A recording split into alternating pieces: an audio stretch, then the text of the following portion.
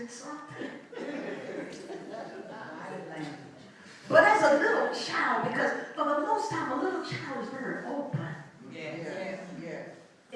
You have to feed them. You have to care for them. You have to nurture them. You have to lead them along. And so we need to always keep an open spirit to what God is trying to do. And just because he works something one way the first time, it does not mean that he's going to come around and do it the same way the second time, because God is not stagnant. He is a flowing cistern. He's flowing water. He's living water. And that's one of the characteristics in John 4:10. Talks about him being living water. And living water comes and gives life. Living water flows. And living water is not stagnant. But if you have living water, then you have living things living and living water. But if you have dead, stagnant water, then nothing can grow in that water except for algae and fungus. But do you know him as living water? How am I supposed to know him as living water? What characteristic do I seek as living water? In other words, don't allow yourself to get stagnant. Don't allow yourself to get stuck. Don't allow yourself to get in a rut. Don't allow yourself to expect God to move in the same way. Expand your mind and expand your horizon, that every day I'm looking for God to do something new and different in my life. Every day I'm looking for a different move of God.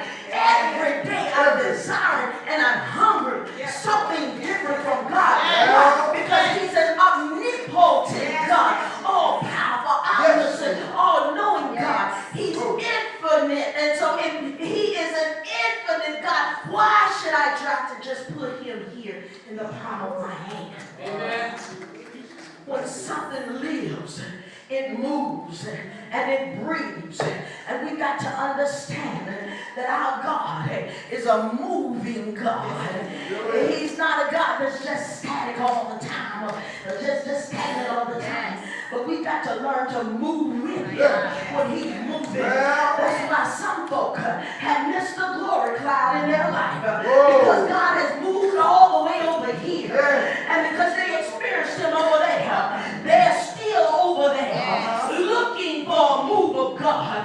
But they got so caught up in the move of God, they have turned the move into a monument, and God has moved all the way over here, and you missed him.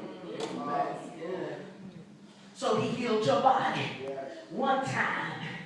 Sometimes what I understand, folk, when they need something from God, and they really, really need it bad, I've seen them, they will stay on the altar.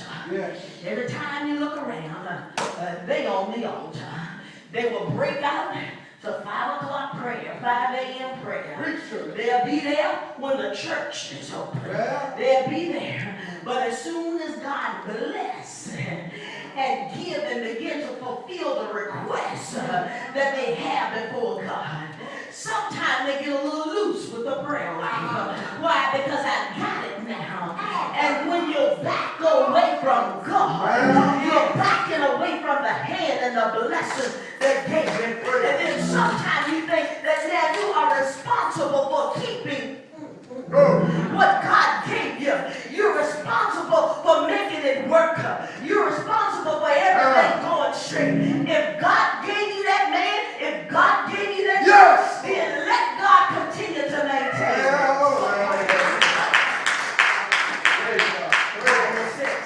The blessings of the Lord. It makes rich.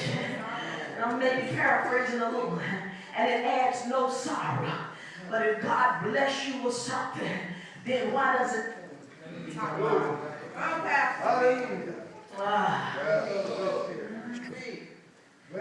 Sorrow does not come with what God gives you.